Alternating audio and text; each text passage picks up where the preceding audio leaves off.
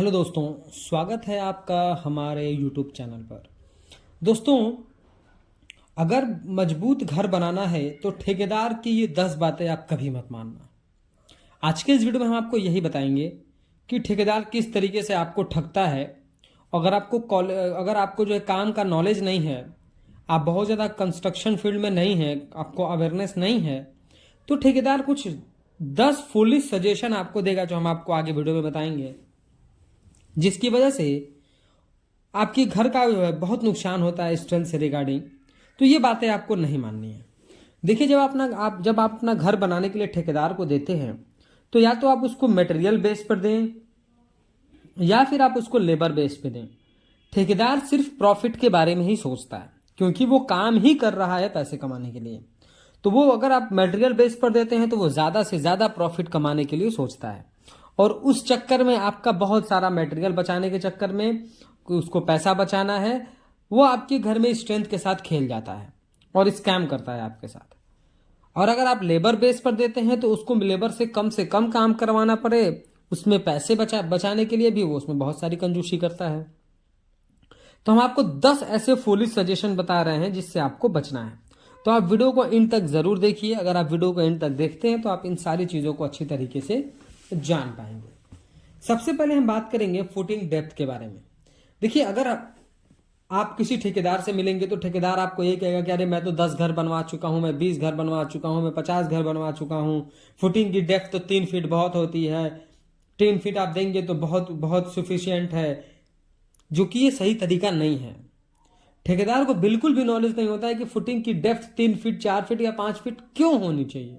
उसको इस चीज़ का आइडिया नहीं होता है। जब आप इंजीनियर हायर करते हैं, इंजीनियर से या आर्किटेक्ट से जब ड्राइंग बनवाते हैं, तो वो आपके साइट पर विजिट करके आपकी जमीन का जो मिट्टी है उसकी लोड बेयरिंग कैपेसिटी चेक करता है। उसके बाद घर पर आने वाले सारे लोड को कैलकुलेट करके स्ट्रक्चरल इंजीनियर से कंसल्ट करके आपके घर के फुटिंग के डेप्थ को डिजाइन करता है। तो इस तरीके से इंजीनियर काम करता है, और ठेकेदार सिर्फ हवा में बोल देगा आपको कि आपको 3 फीट रखना है। तो जब भी आप कंस्ट्रक्शन कराएं तो आप इंजीनियर से राय लें, उससे ड्राइंग बनवाएं, और ड्राइंग में जो बनकर मिले उसी के अकॉर्डिंग आप अपने ठेकेदार से काम कराएं।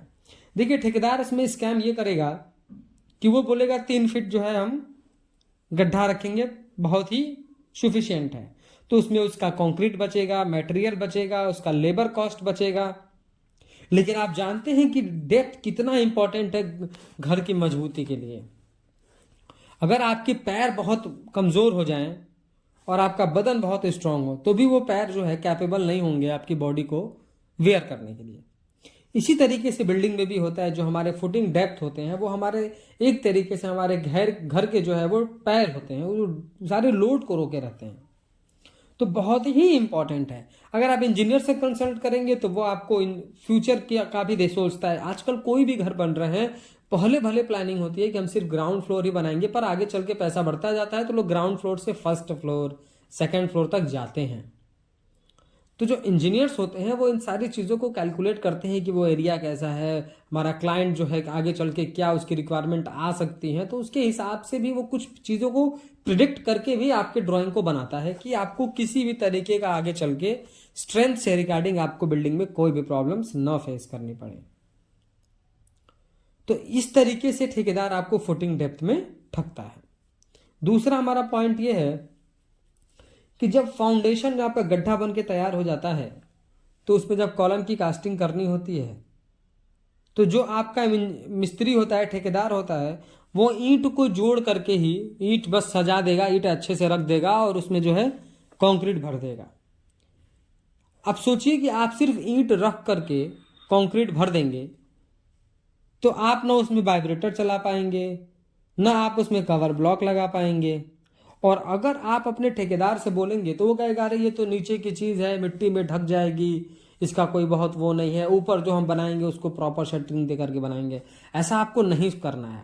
अब मैं आपको उसके कुछ रीज़न बता रहा हूँ। पहला तो ये है कि आपका कॉलम प्रॉपर शेप में नहीं आएगा, ठीक है। दूसरा ये है कि अगर आप ईंट की शटरिंग करेंगे तो आप वाइब्रेटर नहीं दे पाएंगे, क्योंकि आप वाइब्रेटर चलाएंगे तो सारा ईंट गिर जाएगा। दूसरा, ईंट के बीच में जो ईंट के जॉइंट्स के बीच में जो गैप्स रहेंगे वहां से हमारे सीमेंट की स्लरी बह जाएगी, सीमेंट का पानी बह जाएगा जो कंक्रीट में है। और जो हमारा ईंट है उसमें वाटर एब्जॉर्प्शन प्रॉपर्टीज होती है, यानी पानी को एब्जॉर्ब करता है वो। तो जब आप कंक्रीट भरेंगे तो वो पानी एब्जॉर्ब कर जाएगा, उसके बाद जब क्यूरिंग करेंगे तो फिर पानी एब्जॉर्ब कर जाएगा वो, तो उस तरीके से आपका कंक्रीट कमजोर हो जाता है। सही तरीका यही है कि आपको प्रॉपर तरीके से प्लाईवुड या एमएस प्लेट की शटरिंग करनी है, उसके बाद ही कंक्रीटिंग करना है। ये तरीका ही आपको फॉलो करना है। यहाँ पर अब मिस्त्री के या फिर ठेकेदार के पास जो है प्रॉपर शटरिंग नहीं होती है, इसलिए वो अपने पैसे बचाने के लिए सारी चीज़ों को करता है। तो आपको इन सारी चीज़ों से बचना है, नहीं तो यहाँ फिर आपकी स्ट्रेंथ से रिगार्डिंग प्रॉब्लम्स आपको फेस करनी पड़ सकती हैं। तो इसलिए आपको इन सारी चीज़ों से बचना है। ठेकेदार तो बस पैसे बचाने के लिए सोचेगा कि मैं कितना से ज़्यादा पैसा बचाऊं और जितना ज़्यादा से ज़्यादा प्रॉफिट कमा पाऊं। तो वो आपके घर में स्ट्रेंथ के रिगार्डिंग तो हमेशा आपके साथ स्कैम करेगा, इसलिए आपको थोड़ा इसके लिए काम के बारे में जानना पड़ेगा। तीसरा हमारा पॉइंट ये है कि बहुत सारी जगह पर हमने देखा है, हमने बहुत सारे वीडियोस भी बनाए हैं कि प्लिंथ बीम के नीचे ब्रिक वर्क ही नहीं किया जाता है। मान लीजिए कि आप जो आपके रोड की लेवल है वहां से आप 1 फीट की हाइट उठा करके आप अपने प्लिंथ बीम को ढाल रहे हैं, तो आपका जो ठेकेदार है वो बोलेगा नहीं ब्रिक वर्क करने की क्या जरूरत है, मिट्टी तो रहना है, ऐसा वैसा दुनिया भर का आपको फालतू का ज्ञान देता है वो। आपको करना यह है प्लिंथ बीम के नीचे आपको ब्रिक वर्क पहले कर लेना है, यानी जितनी भी हाइट तक आपको प्लिंथ बीम बांधना है पहले उसके नीचे प्रॉपर तरीके से बीम जो है ब्रिक वर्क कर लीजिए।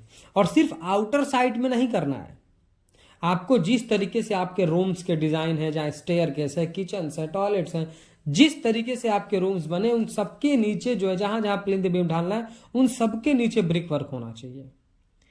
उसकी मैं आपको रीजन ये बताता हूं कि देखिए उसमें आप आगे चल के मिट्टी या सैंड की फिलिंग करेंगे, और सिर्फ अगर आप आउटर वॉल देंगे, पहले आप ये समझिए कि अगर आप आउटर वॉल नहीं देते हैं तो अगर आप मिट्टी या सैंड भरेंगे तो बारिश के मौसम में बह जाएगा, आपका फ्लोर हमेशा क्रैक होगा।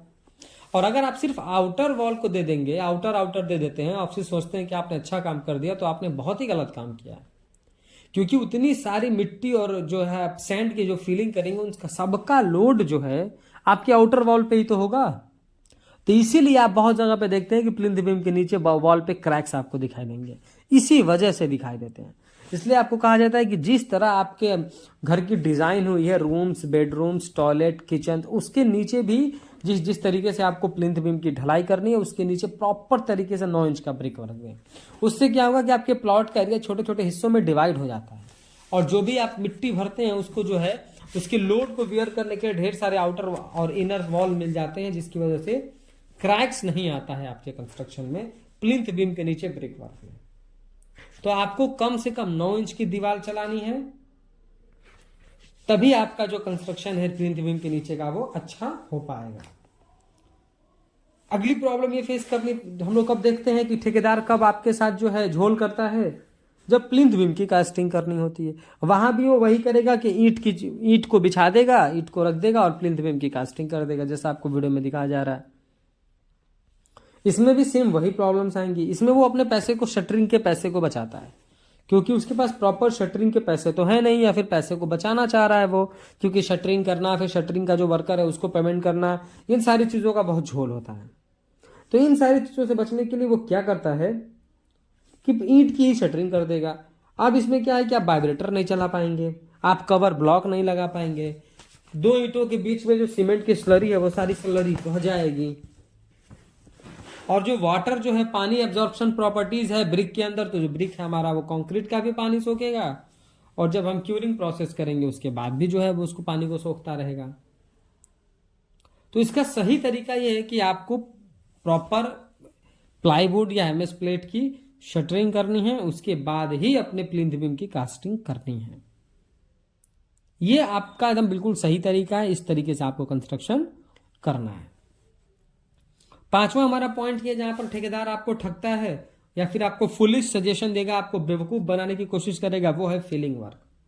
अब समझिए, मान लीजिए आपके घर की हाइट 3 फीट है, जो आपने अपना जो प्लिंथ बीम बनाया है ग्राउंड लेवल से वो 3 फीट की हाइट तक जा रहा है, तो उसमें आपको मिट्टी भरना है। अब जाहिर सी बात है कि अगर आप मिट्टी बिल्कुल बैठा बैठा कर भरेंगे तो मिट्टी ज्यादा लगेगा, मिट्टी ज्यादा लगेगा तो ठेकेदार को का पैसा ज्यादा वेस्ट होगा, क्योंकि आपने तो मटेरियल बेस पर दे दिया है काम। तो वो क्या करता है कि मिट्टी को लाएगा, उसमें डंप कर देगा, ऊपर से हल्का फुल्का कॉम्पैक्ट करके फ्लोर बना देगा। आगे चल के होगा ये कि फ्लोर जब सेटल होगा नीचे की तरफ, सॉइल या फिर सैंड जो भी है, जब वो सेटल होगा तो आपके फ्लोर में ढेर सारे क्रैक्स आएंगे। तो उसमें पॉन्डिंग भी नहीं कर सकते हैं आप पानी भी नहीं डाल सकते हैं, क्योंकि वो डालेगा ही नहीं। उसको तो पैसे बचाने हैं, उसको मिट्टी बचानी है, तभी तो पैसे बचेंगे उसके। तो वो क्या है कि आपको एक साथ नहीं डालना है।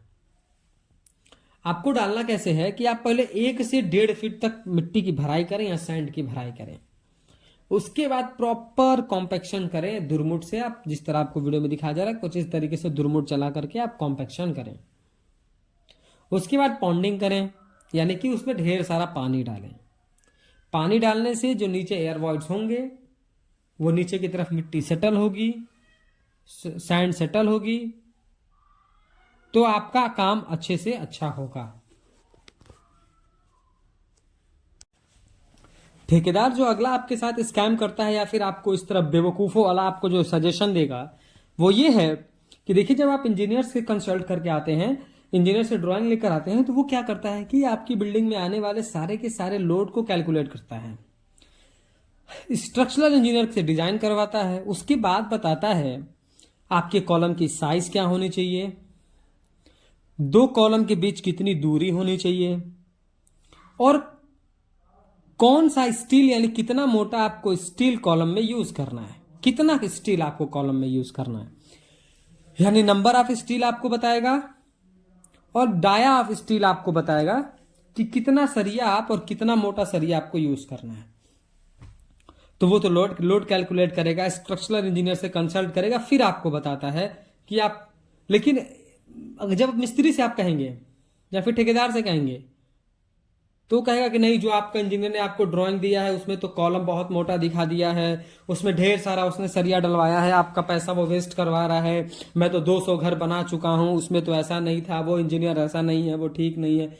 वो आपको बहुत सारी बातों बोल करके आपको कंफ्यूज करेगा, क्योंकि उसको तो पैसा बचाना है और काम जल्दी करना है उसको, क्योंकि उसको बहुत सारे साइट्स मिले हुए हैं। तो वो क्या करेगा, मान लीजिए जैसे कि हमने कह दिया कि 12 mm का सरिया आपको यूज करना है 6 पीस, तो वो क्या करेगा, बोलेगा नहीं 12 mm का सरिया तो बहुत मोटा हो गया, कम से कम 10 mm का 6 सरिया यूज कर दीजिए, या फिर बोलेगा नहीं 12 mm का 4 सरिया यूज कर दीजिए। तो वो इस तरीके से आपको ठगेगा। उसके बाद अगर इंजीनियर सजेस्ट किया है कि आपको 2 कॉलम के बीच की दूरी 12 फीट होनी चाहिए, तो वो कहेंगे नहीं 15 फीट में भी कोई दिक्कत नहीं है, 15 फीट कर देंगे, कोई प्रॉब्लम नहीं है। और अगर आपको इंजीनियर कंसल्ट किया है कि नहीं आपको 9 इंच बाई 12 इंच का कॉलम बनाना है, तो वो बोलेगा नहीं नहीं आप 9 इंच बाई 9 इंच का कॉलम बनाइए, वो सफिशिएंट है। और वो क्या करेगा, पतला वाला रिंग लेकर आता है, 6 mm का सरिया खरीदेगा, उसका रिंग बना देगा, और एक रिंग से दूसरे रिंग के बीच में गैप जो है 10-10 इंच, 8-8 इंच, 7-7 इंच देगा। ये सही तरीका नहीं है। इंजीनियर्स आपको बहुत सारी चीजों को कैलकुलेट करके सजेस्ट करता है, जैसे कि आपकी बिल्डिंग की हाइट क्या होने वाली है, तो उसकी वजह से बिल्डिंग का लोड कितना आएगा, किस तरीके से आप बिल्डिंग को यूज करने वाले हैं, फिर उसका स्ट्रक्चरल ड्राइंग बनाता है। उसके बाद इन सारी चीजों को डिजाइन करता है कि स्टील ऑफ कॉलम क्या होनी चाहिए, डिस्टेंस ऑफ कॉलम क्या होनी चाहिए, size of column, minimum diameter क्या होना चाहिए।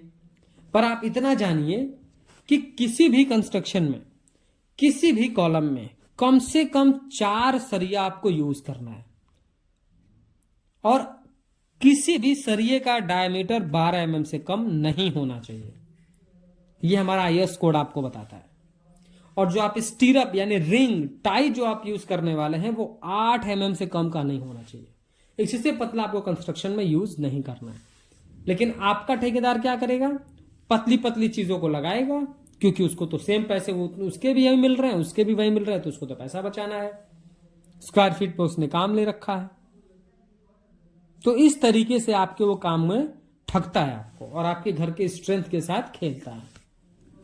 7वां हमारा पॉइंट ये है कि लैपिंग इन कॉलम, यानी कॉलम में सरिया कहां पर लैप करना है, किस तरीके से लैप करना है। मान लीजिए कि आपने जो सरिया बांध दिया, अब सरिया जो है ठेकेदार क्या करेगा, सारा सरिया एक पास काट देगा, यानी अगर 4 सरिया हैं तो चारों एक बराबर काट देगा। ऐसा आपको नहीं करना है, आपको ऑल्टरनेटिव रखना है। अगर मान लीजिए एक सरिया में 4 कॉलम आपने यूज किया, अगर एक 10 फीट काटा है आपने, तो आपको एक 12 फीट काटना है। कम से कम 600 mm 500 mm की डिस्टेंस आपको लैपिंग के लिए रखनी है। उसके बाद जिस तरह आपको इस इमेज में दिखाया जा रहा है, इस तरीके से आपको कॉलम में सरिये को लैप करना है जॉगल बनाकर। ठेकेदार क्या करेगा, सीधा सीधा सरिया जो है जॉगल मार देगा, सीधा सीधा सरिया जो है बांध देगा, लैप कर देगा। जॉगल नहीं बनाता है क्योंकि उसमें क्या है, मेहनत लगती है, उसमें मैन पावर लगता है और उसको तो पैसे चाहिए बस। तो वो क्या करेगा, सीधा सीधा सरिया आपको MS वायर से बांध देगा, बोलेगा हो गया आपका। ऐसा नहीं है, आपको जॉगल बनाकर रखना है, तभी प्रॉपर रेनफोर्समेंट के थ्रू जो भी हमारा लोड ट्रांसफर का काम है, या फिर जब भूकंप के समय उसको उसमें जो है टेंसाइल स्ट्रेंथ को इंक्रीज करना, उसके लिए ही वो एप्लीकेबल हो पाएगा। तो इस तरीके से आपको बचना है। 8वां जो है फुली सजेशन वो ये है कि जब भी आप कंस्ट्रक्शन करते हैं तो आपको ठेकेदार सबसे पहले ये राय देने आ जाएगा कि अरे आप तो बीम कॉलम पे घर बनवा रहे हैं, तो आपको क्या जरूरत है, आप तो 4 इंच का दीवार चारों तरफ 4.5 इंच का दीवार चला दीजिए, कोई भी प्रॉब्लम आपको नहीं आएगा। लेकिन आप प्रॉब्लम फेस कब करते हैं, सिक्योरिटी पर्पज के लिए। जब बारिश बहुत आएगी तब आपको सीलन की समस्या फेस करनी पड़ेगी। इसलिए आपसे बार बार कहा जाता है कि जब भी आप दीवार बनाएं, भले ही आप टोटल फ्रेमिंग स्ट्रक्चर बना रहे हों, लेकिन आपको आउटर वॉल 9 इंच की देनी है, कम, उससे कम नहीं देनी है। Weather security, safety of weather से, मतलब वेदर से बचने के लिए, मौसम से बचने के लिए, गर्मी से बचने के लिए, ठंडी से बचने के लिए, बरसात से बचने के लिए। क्योंकि हमारे स्ट्रक्चर पे, हमारे घर पे जो भी हमारा वेदर चल रहा है उसका भी इफेक्ट पड़ता है। बहुत ज़्यादा बारिश होगी तो सीलन आने लगेगी, गर्मी होगी बहुत ज़्यादा तो गर्म बहुत ज़्यादा 4 इंच वॉल रहेगा तो वो बहुत ज़्यादा गर्मी को रोक नहीं पाएगा। इसलिए क्या करना है आपको, 9 इंच का वॉल आउटर में। हाँ, जो अंदर की दीवार है, जो इनर वॉल है, उनको आप 4.5 इंच रख सकते हैं, उसमें आपको कोई प्रॉब्लम नहीं आएगी, जो भी पार्टीशन वॉल आप दे रहे हैं। अगला हमारा पॉइंट ये रहेगा कि बहुत जगह आप देखते हैं कि क्या होता है, दीवार पहले बना देता है ठेकेदार, उसके बाद जो है कॉलम की कास्टिंग करता है। अब देखिए, उसमें उसका सीधा फंडा ये रहता है कि उसके शटरिंग के पैसे बच जाएंगे। क्योंकि अगर उसको कॉलम पहले बनाना है, बाद में दीवार बनानी है, तो वो पहले कॉलम की कास्टिंग करने के लिए प्रॉपर तरीके से जो है शटरिंग करेगा, शटरिंग खोलेगा, टाचे लगाएगा, सीमेंट की स्लरी डालेगा, तब ब्रिक वर्क करेगा। और इस तरह ब्रिक वर्क कर दिया, सरिया बंधा हुआ है, बस 2 तरफ से शटरिंग किया और कंक्रीटिंग कर दिया। अब इस तरीके से अगर कंक्रीटिंग करेगा तो अब कॉलम आपका प्रॉपर अलाइनमेंट में नहीं आएगा, प्रॉपर शेप एंड साइज में नहीं आएगा। क्यों, और जब शटरिंग आपने प्रॉपर तरीके से नहीं करी है तो आप वाइब्रेटर ही नहीं यूज कर पाएंगे। आपका जो ईंट है वो पानी को एब्जॉर्ब कर लेगा, सीमेंट स्लरी बहने लगती क्योंकि आप शटरिंग प्रॉपर तरीके से नहीं दे पाते हैं, तो आपका कॉलम, सारी बात की एक बात है कि आपका कॉलम कमजोर हो जाता है। तो इस तरीके से आपको नहीं करना है, आपको पहले कॉलम की कास्टिंग कर लेनी है, उसके बाद ब्रिक वर्क करवानी है। ये बिल्कुल सही तरीका है। 10वां हमारा पॉइंट ये है कि जब स्लैब की कास्टिंग का टाइम आता है, तो अगर आपका ठेकेदार काम नहीं जानता है तो वो क्रैंक्स कहां पर देने हैं वो नहीं जान पाएगा। अगर आप क्रैंक के बारे में डिटेल वीडियो देखना चाहते हैं तो आप चैनल पर जाइए, या फिर आप डिस्क्रिप्शन में लिंक आपको मिल जाएगा, आप उस वीडियो को कंप्लीट देखिए, तो आप क्रैंक बार क्या होता है आप जान पाएंगे। और वो क्या करें, जब सरिया बांधने का टाइम आएगा तो वो बोलेगा तो आप 8 mm का सरिया लगाइए, 8 mm तो सफिशिएंट है, क्या होगा 10 mm का लगा करके आपके पैसे बच जाएंगे। पर आपको स्लैब की कास्टिंग में 10 mm से पतला स्लैब सरिया नहीं लगाना है, 10 mm का ही सरिया आप यूज करें स्लैब की कास्टिंग में। प्रॉपर तरीके से क्रैंक बनवाएं, दो सरिया के बीच में 6 इंच का गैप रखें, ये सही तरीका है। उसके बाद जब स्लैब की कास्टिंग होती है तो वाइब्रेटर नहीं यूज करेगा वो, क्योंकि वाइब्रेटर का जो पर डे चार्ज लगता है, तो वो वाइब्रेटर नहीं लाएगा। कवर ब्लॉक नहीं लगाएगा, जो छोटी छोटी गिट्टियां होती हैं उन्हीं गिट्टी को एग्रीगेट को लगा देगा, बोलेगा हो गया कवर ब्लॉक। तो अगर आप प्रॉपर तरीके से कवर ब्लॉक नहीं लगाएंगे तो फिर आपका छत जो है नीचे से गिर जाएगा, जिस तरह आपको इमेज में दिखाया जा रहा है। तो इस तरीके से भी आपको बचना है, आपको प्रॉपर कवर ब्लॉक यूज करना है। बहुत साइडों पर देखा जाता है कि लकड़ी का कवर ब्लॉक लगा देते हैं। अब वो कंक्रीट के बीच में रहेगा, धीरे धीरे सड़ जाता है। तो आपको कम से कम 25 mm का कवर ब्लॉक यूज करना है। अगला हमारा ये होगा स्लैब की थिकनेस। वो हमेशा आपको कहेगा 3.5 इंच 4 इंच स्लैब की थिकनेस रख लीजिए, आपका बहुत अच्छा काम चलेगा। कौन सा आपको कॉमर्शियल पर्पज से यूज करना है, पर आपको कभी भी स्लैब की थिकनेस 5 इंच से कम नहीं रखनी है। देखिए, आपका अगर स्लैब पतला होगा तो उसमें क्रैक्स की प्रॉब्लम आएगी लोड बियर करते समय, और लीकेज की प्रॉब्लम आएगी, सीलन की प्रॉब्लम आने लगेगी। तो आपको कम से कम 125 mm यानी कि 5 इंच स्लैब की थिकनेस रखनी है, चाहे आपका ठेकेदार कुछ भी बोले। और उसके बाद ठेकेदार को अगर मान लीजिए कि काम करना कहीं और है, तो वो शटरिंग हो गई तो 6 दिन बाद 7 दिन बाद 8 दिन में बोलेगा आप शटरिंग को खोल देंगे, आप तो बहुत बढ़िया सीमेंट यूज करे थे, आपका तो बहुत अच्छा काम हुआ था, आपका स्लैब तो एकदम मजबूत हो गया। वो ऐसा क्यों बोलेगा? क्योंकि वो एक ही शटरिंग मटेरियल को कई साइडों पर यूज करता है, या फिर आप ही के कंस्ट्रक्शन पर ऊपर उसको काम करना है, इसलिए वो इस तरीके की बातें बोल रहा है। तो आपको कम से कम 14 दिन के बाद शटरिंग को खोलना है। वीडियो पसंद आया तो प्लीज वीडियो को लाइक कर दें। अगर चैनल पर नए हैं, कंस्ट्रक्शन से रिलेटेड ऐसे ही इंफॉर्मेटिव वीडियोज इन फ्यूचर देखना चाहते हैं, तो प्लीज चैनल को सब्सक्राइब करके बेल नोटिफिकेशन को ऑल पर प्रेस कर दें। Thank you.